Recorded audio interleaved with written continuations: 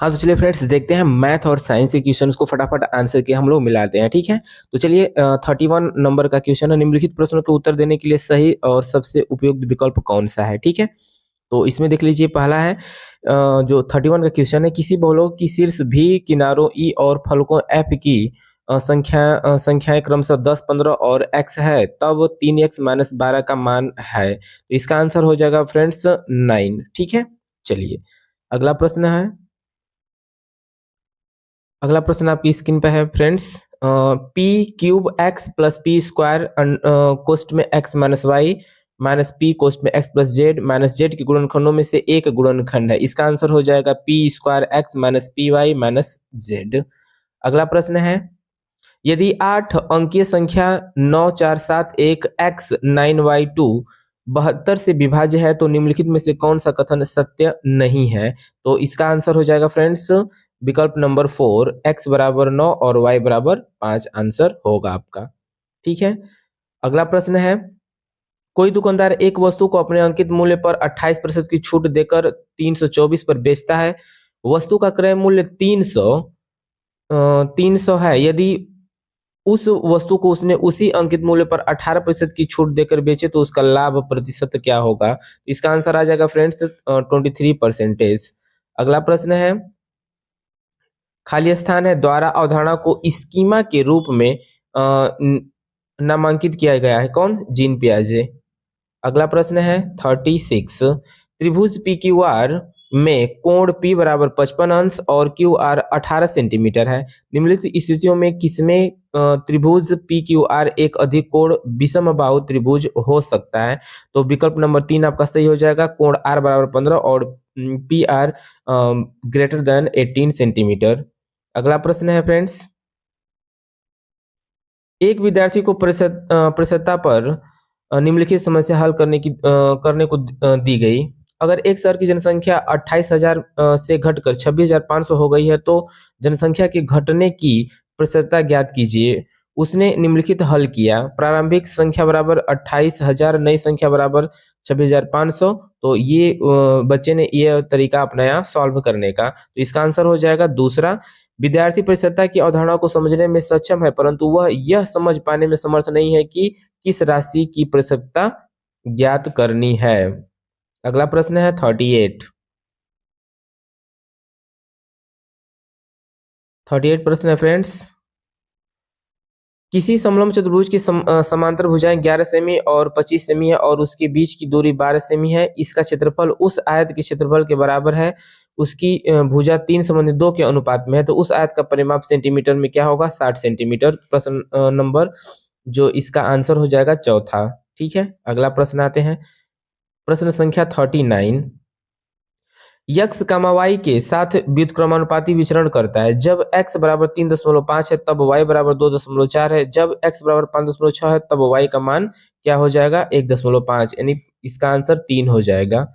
अगला प्रश्न है प्रश्न नंबर 40, दो परिमेय संख्याओं का गुणनफल -40/3 है। यदि उन दो संख्याओं में से एक -5/2 है तो दूसरी संख्या का व्युत्क्रम निम्न में से किसके बीच में होगा? इसका आंसर हो जाएगा 9/50 और 1/5 के बीच में आंसर हो जाएगा। अगला प्रश्न है, राष्ट्रीय शिक्षा नीति 2020 सिफारिश करती है कि खेल एकीकृत शिक्षा शास्त्र को कक्षा में उपयोग करने की आवश्यकता है। खेल एकीकृत शिक्षा शास्त्र के संदर्भ में गणित की कक्षा के लिए निम्नलिखित में से कौन सा कथन सही है? इसका आंसर हो जाएगा विकल्प डी। ये वाला आंसर सही होगा, विकल्प डी। ए और डी दोनों सही है, यानी कि ए विकल्प भी सही है और इसका डी विकल्प भी सही है। तो आंसर आपका 4 नंबर ए और डी दोनों सही हो जाएगा। अगला प्रश्न है फ्रेंड्स, किसी समांतर चतुर्भुज एबीसीडी का विकर्ण बीडी इस प्रकार है कि कोण सीबीडी बराबर 12x, कोण एबीडी बराबर 7y, कोण एडीबी बराबर 60 और कोण सी डीबी बराबर 28 है। तब 2x प्लस 3y का मान क्या होगा? इसका मान हो जाएगा 22 आंसर।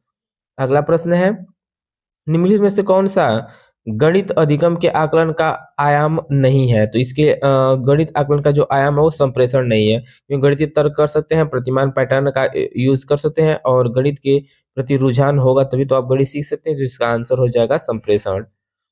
अगला प्रश्न है, यदि x x बराबर 1.011 प्लस 10.11 माइनस 12.101 प्लस 0.1011 है, तो x में क्या जोड़ा जाए कि उसका योगफल 1.1 प्राप्त हो जाए। तो इसका आंसर हो जाएगा 1.9789। अगला प्रश्न है फ्रेंड्स, मिडिल स्कूल की गणित की एक शिक्षिका अपनी कक्षा के समक्ष निम्नलिखित प्रश्न रखती है। निम्नलिखित आंकड़ों को दर्शाने के लिए आप किस प्रकार के आलेख का उपयोग करेंगे? पहला है, इसका आंसर हो जाएगा आपका पहला नंबर, आंकड़ों के निरूपण के लिए आयत चित्र के उपयोग का शिक्षण करना। अगला प्रश्न है 46 का, शिक्षक ने कक्षा में मौखिक आकलन का आयोजन किया जिससे यह पता चला कि राम विषम, सम, अभाज्य और भाज्य जैसी सभी प्रकार की संख्याओं की यथार्थ रूप से परिभाषा बता सकता है, परंतु जब संख्याओं का समुच्चय दिया गया तब वह संख्याओं को सही रूप से पहचान नहीं पाया। उपरोक्त परिस्थिति में निम्नलिखित में से कौन सा अति उपयुक्त है? इसके लिए विकल्प नंबर 4 सही है, राम की स्मरण शक्ति अच्छी है परंतु अवधारणा बोध की कमी है। अगला प्रश्न आते हैं हम लोग 47। किसी लंबवृत्तीय बेलन का वक्र पृष्ठीय क्षेत्रफल 4400 सेंटीमीटर स्क्वायर है और उसके आधार की परिधि 110 सेंटीमीटर है। बेलन का आयतन मीटर क्यूब में क्या होगा? पाई बराबर 22/7 का प्रयोग आपको करना है। इसका आंसर हो जाएगा 0.0385। अगला प्रश्न आते हैं हम लोग, दो संपूरक कोणों का अंतर 20 है, यदि उनमें से छोटा कोण P है तो 3P - 50 का मान क्या होगा? तो इसका आंसर हो जाएगा फ्रेंड्स आपका कितना है, दो संपूरक कोणों का 190 अंश हो जाएगा। ठीक है, अगला प्रश्न, अगला प्रश्न है, यदि x बटे वाई बराबर -1/3 का -3 घात है और भागे 2/3 का -4 घात है होल है, तो x प्लस वाई बटे x का होल -1 का मान क्या होगा? इसका आंसर हो जाएगा -48/265।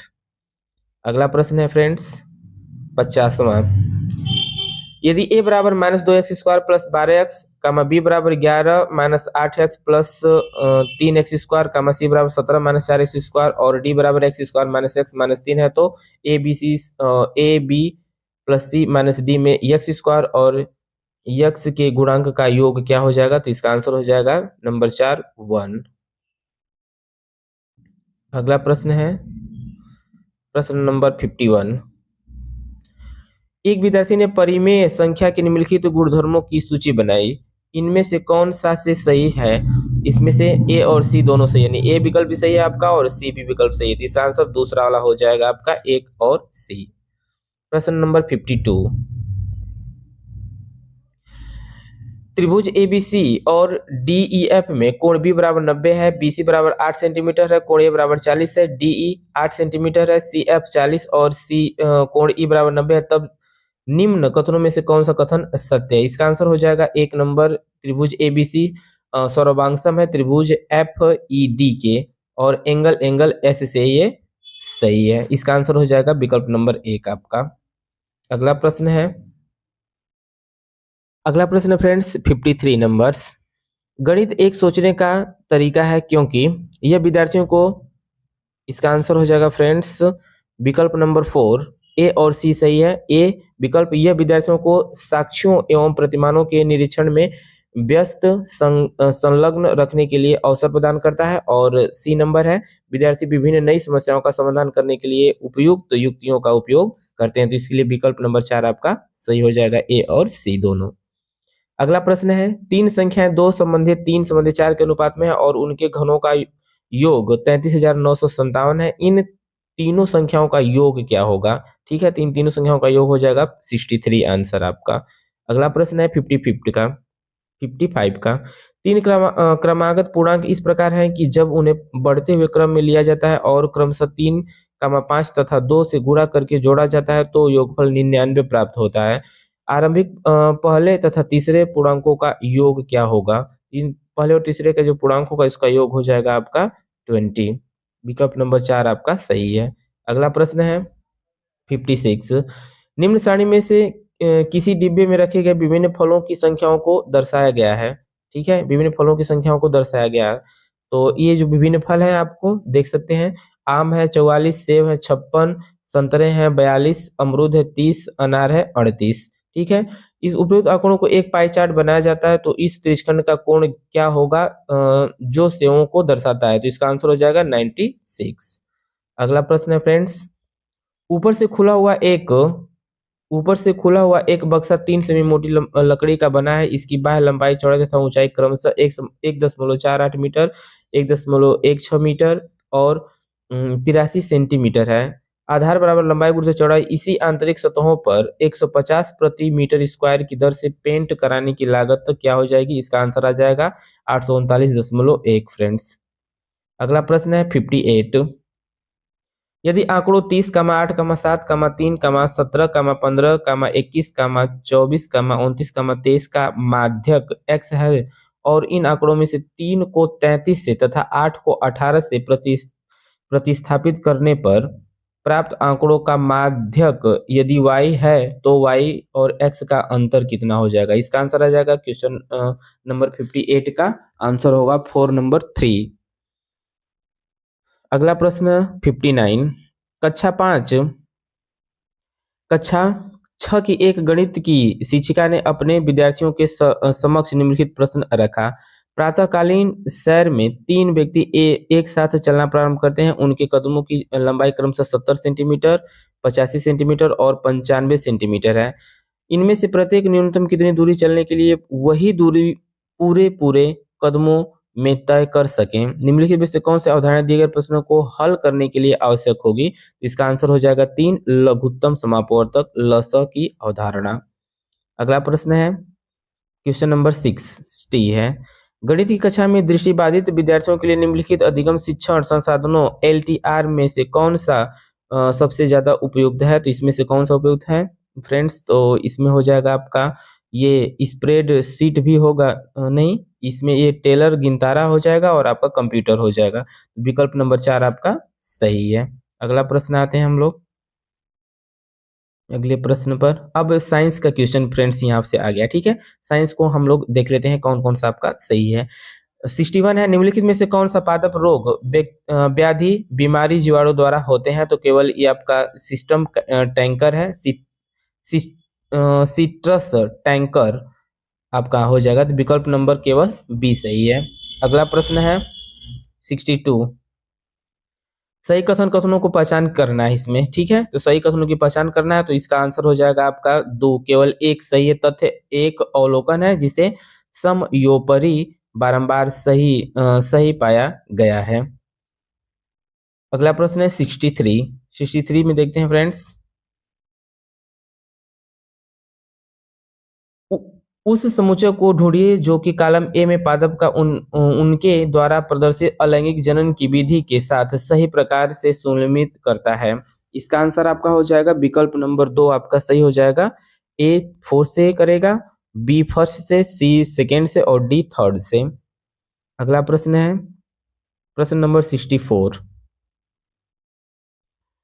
उच्च प्राथमिक स्तर पर अवभाजन रोग विषय को प्रस्तुत करने की निम्नलिखित में से कौन सी सबसे उपयुक्त रणनीति होगी, विकल्प नंबर आपका 1 सही हो जाएगा, सामान्य मानव संबंधी रोगों पर परिचर्चा करना। अगला प्रश्न 65 है फ्रेंड्स, उच्च प्राथमिक स्तर पर रासायनिक अभिक्रिया की अवधारणा से विद्यार्थियों को परिचित कराने के लिए निम्नलिखित में से कौन से अति उपयुक्त रणनीति है, तो इसका विकल्प आपका 1 हो जाएगा, उन रासायनिक अभिक्रियाओं पर परिचर्चा करना जिनका विद्यार्थियों ने अपने जीवन में संभावित रूप से अवलोकन किया है। अगला प्रश्न है 66, एक गेंद को हवा में ऊपर की ओर फेंका गया, यह अधिकतम ऊंचाई तक पहुंचने के तत्पश्चात फेंकने वाले के पास वापस आ गई। गेंद की ऊपरी मुखी और अधोमुखी गति ऑब्लिक चाल के समय निम्नलिखित में से कौन सी राशियां का समान मान होगा, तो ये गुरुत्व बल का मान समान होगा। अगला प्रश्न आते हैं हम लोग 67 पर, न्यूटन की गुरुत्वाकर्षण के सिद्धांत को एक उत्कृष्ट सिद्धांत मानने के पीछे निम्नलिखित में से कौन सा सर्वाधिक उपयुक्त कारण है, इसका सर्वाधिक जो उपयुक्त कारण है इस पर पूर्ण प्रयोग के पश्चात ही पहुंचा गया। अगला प्रश्न है, निम्नलिखित लेख को पढ़िए, जब ऋणात्मक रूप से आवेशित छड़ रॉड को अनावेशित विद्युत दर्शी के निकट लाया जाता है तो विद्युत दर्शी पत्तियां एक दूसरे से दूर हो जाएंगी। इसका आंसर हो जाएगा आपका ए बी अवलोकन है और सी अनुमान है। ठीक है, विकल्प नंबर 3 आपका सही हो जाएगा। अगला प्रश्न आते हैं हम लोग 69। क्षैतिज अनुप्रस्थ मेज टेबल पर पड़े हुए एक डिब्बे बॉक्स का द्रव्यमान संहति 500 ग्राम है। उस पर लगने वाले बलों के संबंध में निम्नलिखित में से कौन सा कथन सही होगा? G बराबर 10 मीटर प्रति सेकेंड स्क्वायर आपको ले लेना है। इसका मान हो जाएगा 4 नंबर आपका आंसर हो जाएगा। संतुलित बलों का एक युग्म युगल उस पर कार्य कर रहा है। अगला प्रश्न नंबर आते हैं 70 पर। प्रश्न नंबर 70 है, निम्नलिखित में से कौन सा परिकल्पना करने के कौशल का निर्देशन नहीं है? विकल्प किसी प्रयोग के लिए चरों की पहचान करना, खोजबीन तक ले जाने वाले प्रश्न बनाना, कुछ सिद्धांतों के विषय में अवलोकनों अथवा संबंधों की व्याख्या करने का प्रयास करना, सूचना एकत्र करने के लिए ज्ञानेंद्रियों का उपयोग करना। तो इसमें पूछा है कि कौन सा नहीं है, तो आपको विकल्प नंबर 1 हो जाएगा आंसर। आते हैं हम लोग 71 पर। कहा जा सकता है कि निम्नलिखित में से सभी में बीज प्रकीर्णन ने पादपों को लाभ पहुंचाया है, सहायता की है, सिवाय जो विकल्प नंबर आपका है सूर्य के प्रकाश, जल एवं खनिज के लिए प्रतिस्पर्धा टालने के। अगला प्रश्न है 72। 72 में है फ्रेंड्स, एक्स एक यंत्र है जिसका प्रयोग कोनों के इर्द गिर्द देखने के लिए किया जाता है और यह y के सिद्धांत पर आधारित है। x और y क्रमशः हैं, तो x और y क्रमशः क्या हो जाएंगे? पारदर्शी और परावर्तन हो जाएंगे। अगला प्रश्न है, मिलान करना है आपको, कॉलम ए से कॉलम बी का मिलान करना है। ठीक है, तो देखिए बुझा हुआ चूना किससे मिलान करना है? 4th नंबर से करना है, यानी इसका विकल्प आपका आंसर हो जाएगा 2। विकल्प नंबर बी आपका सही है। अगला प्रश्न आते हैं, इसका आंसर हो जाएगा फ्रेंड्स 8/9 हो जाएगा। ठीक है, 74 का जो 8/9 ओम हो जाएगा। अगला प्रश्न आते हैं हम लोग क्वेश्चन नंबर 75। निम्नलिखित में से कौन सी गैस अम्लीय वर्षा के लिए उत्तरदायी है? तो अम्लीय वर्षा के लिए सल्फर डाइऑक्साइड और नाइट्रिक ऑक्साइड उत्तरदायी दोनों होती है, तो अब डी और ई आपका विकल्प सही हो जाएगा। क्वेश्चन नंबर 75 का जो आंसर होगा 1। 76 में आते हैं हम लोग, ये कथन है, अभी कथन देख लेते हैं हम लोग। अभी कथन है, रात्रि अवकाश में तारे पूर्व से पश्चिम की ओर गति करते प्रतीत होते हैं। तर्क है आपका कि पृथ्वी पश्चिम से पूर्व दिशा में घूर्णन करती है। ये हो जाएगा विकल्प नंबर आपका 3। ए और आर दोनों सही है, परंतु आर ए की व्याख्या नहीं करता है। अगला प्रश्न है फ्रेंड्स 77।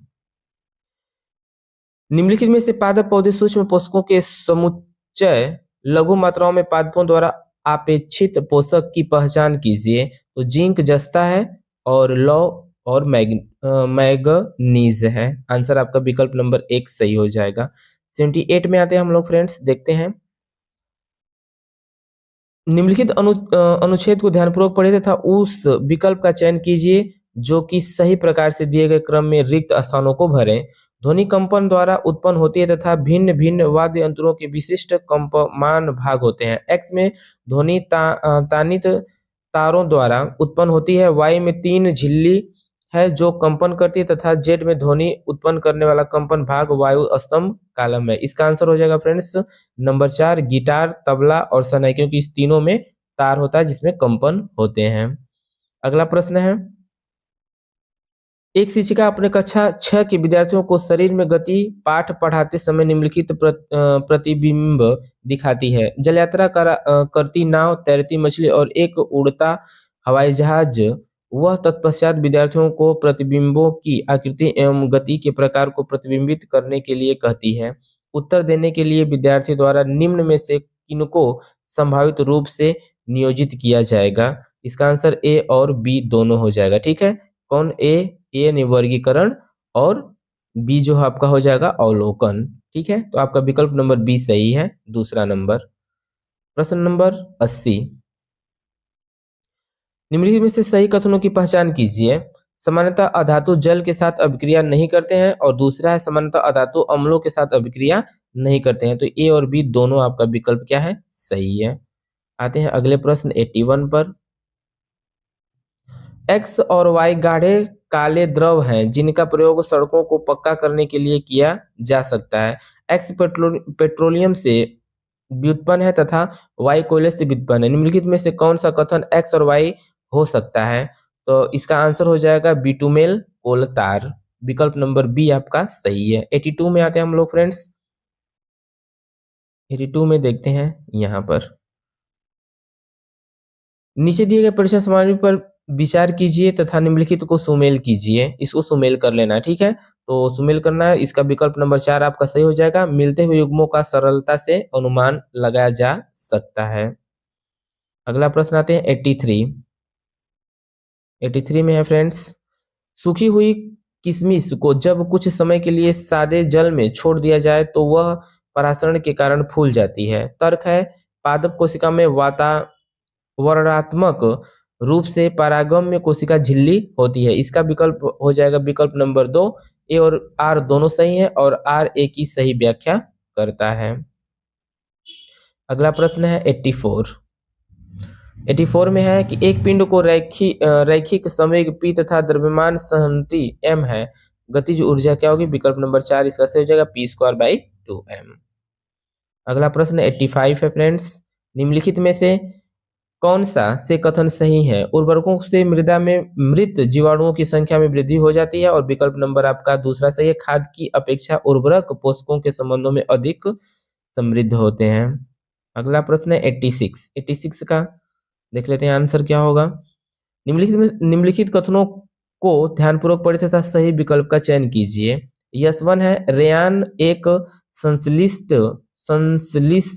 तंतु है और रेयान को बिना किसी प्राकृतिक कच्चे माल के प्रयोग के बनाया जाता है। इसका आंसर हो जाएगा विकल्प नंबर 1। यस1 व यस2 दोनों गलत हैं। आते हैं अगला 87 में। 87 है फ्रेंड्स, निम्नलिखित में से कौन सा शिक्षक द्वारा कक्षा में प्रदर्शन को कार्यान्वित करने के संबंध में वांछनीय नहीं है? इसका विकल्प हो जाएगा आंसर समय पूर्व ही। तीसरा विकल्प हो जाएगा सी, समय पूर्व ही उन संबंधों पर बल देना जिनका निर्माण करना विद्यार्थियों के लिए आवश्यक है। 88 है प्रश्न फ्रेंड्स। निम्नलिखित में से कौन श्रेष्ठ रूप से विज्ञान संदेहवाद को बढ़ावा देता है, कथन की व्याख्या करता है? विकल्प इसका बी हो जाएगा। विषयनिष्ठ अनुभाविक साक्ष्यों के आधार पर वैज्ञानिक दावे की वैधता को आंकते हैं। 89 है फ्रेंड्स। निम्नलिखित में से कौन से कथन लोहे से जंग लगने से संबंध सही है?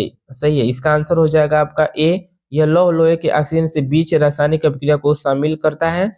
बी विकल्प आपका सही हो जाएगा, यह एक उष्माक्षेपी अभिक्रिया है। और विकल्प नंबर सी भी आपका सही हो जाएगा, यह सामान्य ताप कोष्ठ ताप पर हो सकता है। तो विकल्प आपका फर्स्ट नंबर 1 ए सही हो जाएगा फ्रेंड्स। और लास्ट प्रश्न है आपका,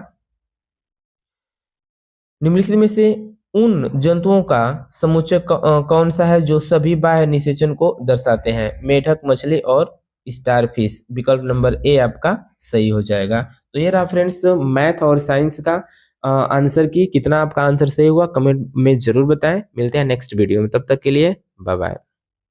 चलिए फ्रेंड्स देखते हैं हिंदी का जो आंसर की है क्या होने वाला है, ठीक है। चलिए यहाँ पर देख लेते हैं हम लोग। निम्नलिखित गद्यांश को पढ़कर पूछे गए प्रश्नों के सही सर्वाधिक उपयुक्त विकल्प का चयन कीजिए। इच्छा से प्रेरित होकर लोग उन्नति के मार्ग पर चलते हैं। अपनी यात्रा के आरंभ में वो अपनी प्रगति में बाधा डालने वाली सैकड़ों व्यक्तिगत और सामाजिक खामियों का पता लगाते हैं।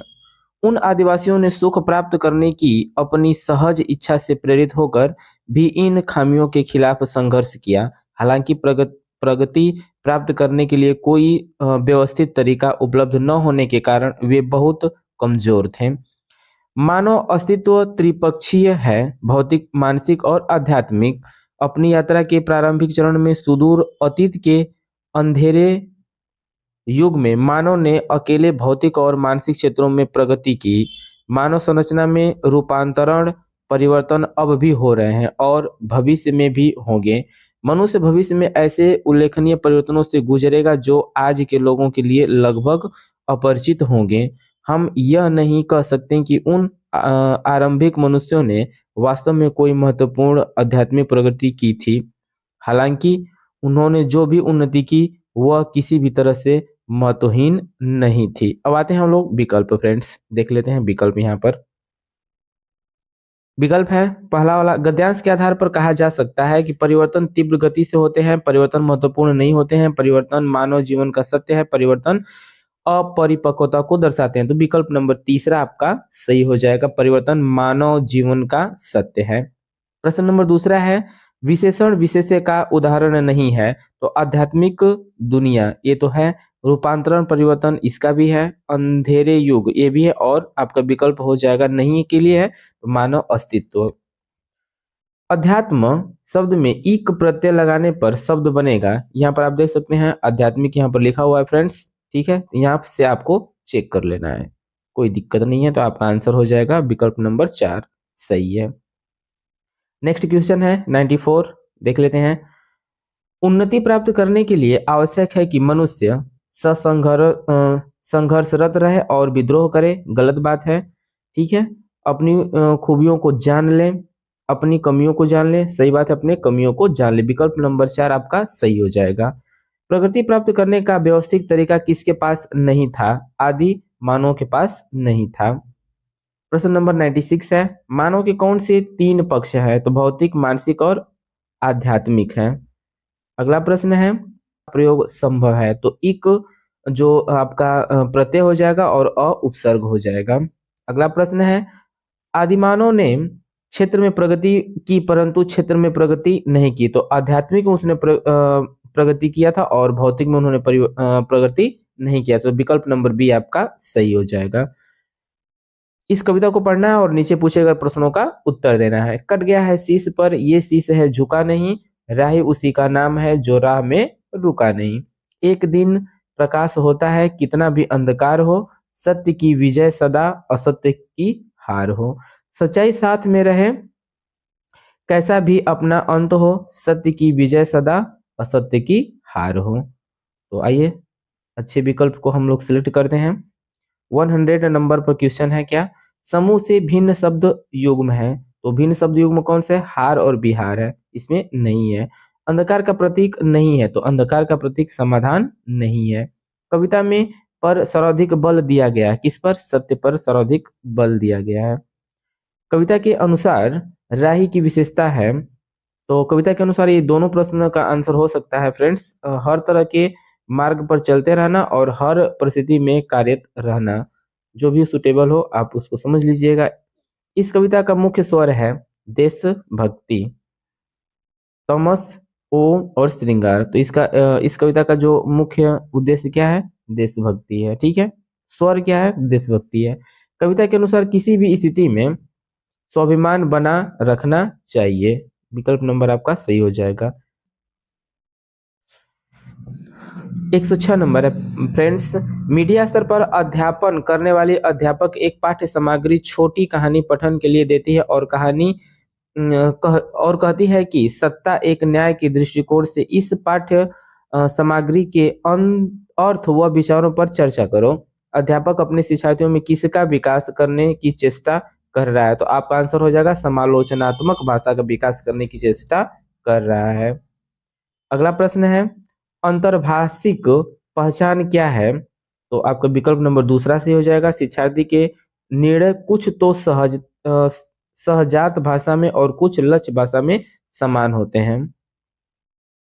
अगला प्रश्न है फ्रेंड्स, एक भाषा अध्यापक अंग्रेजी में कहानी सुनाती है और शिक्षार्थियों से कहती है कि उन्हें जो भी भाषा आती है वह उस भाषा में यह कहानी समूह में सुनाए, फिर कक्षा की सामान्य भाषा में यही कहानी सुनाए। इस शिक्षण शास्त्रीय युक्ति को किस रूप में जाना जाता है? तो ये बहुआयामी शिक्षण के रूप में जाना जाता है। अगला प्रश्न है, एक कक्षा 7 की अध्यापिका जोड़ियों में कार्य करवाने वाली गतिविधि करवा रही है, जिसमें सभी जोड़ियां पेयर्स को 10 वाक्यों की कहानी पर काम करने के लिए देती है। पहली जोड़ीदार पहला वाक्य पढ़ती है और दूसरी जोड़ीदार उस वाक्य को लिखती है। अब दूसरी जोड़ीदार दूसरे वाक्य को पढ़ती है और पहली जोड़ीदार उस दूसरे वाक्य को लिखती है। इस तरह से दोनों जोड़ीदार कहानी पूरी करते हैं। बाद में मूल कहानी से अपने लिखे हुए की तुलना करते हैं, इस गतिविधि को क्या कहेंगे? तो इस गतिविधि को पारस्परिक श्रुत लेख कहा जाएगा।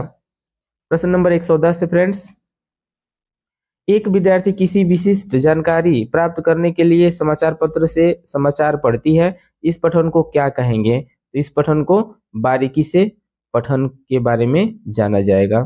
प्रश्न नंबर 11 है, 111 है फ्रेंड्स, व्याकरण के शिक्षण अधिगम में प्रक्रियात्मक ज्ञान क्या है? तो इसका विकल्प नंबर बी सही हो जाएगा। यह जानना कि व्याकरणिक प्रश्न तत्वों को कैसे किया जाए। अगला प्रश्न है प्रश्न नंबर 112, कक्षा 6 की शिक्षार्थी श्रेया अपने पिता के स्थानांतरण के कारण पंजाब के जालंधर से तमिलनाडु के मदुरई जाती है। वह मातृभाषा के कारण पंजाबी जानती है और विद्यालय में द्वितीय भाषा के रूप में अंग्रेजी भी जानती है। उसने अपने पड़ोसियों की मदद से तमिल बोलना और पढ़ना सीख लिया। उसके द्वारा जानी गई भाषाओं के संदर्भ में कौन सा कथन सही है? तो दो भाषाएं अर्जन हो जाएंगी और एक अधिगम। तो अंग्रेजी उसने सीख लिया था, तो इसका विकल्प नंबर कौन सा हो जाएगा फ्रेंड्स? ये हो जाएगा आपका पंजाबी और तमिल भाषा अर्जन है और अंग्रेजी भाषा अधिगम के अंतर्गत आएगी।